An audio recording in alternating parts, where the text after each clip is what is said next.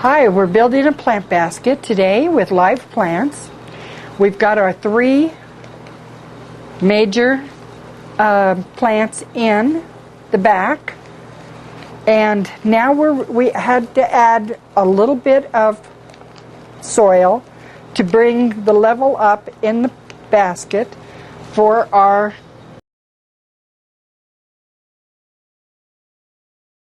will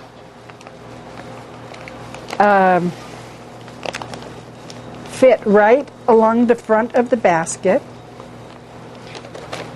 and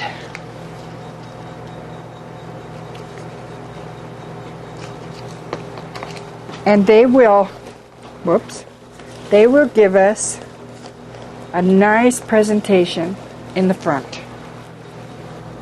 We'll add our little philodendron on the other side there, and it will cover up that handle for the basket.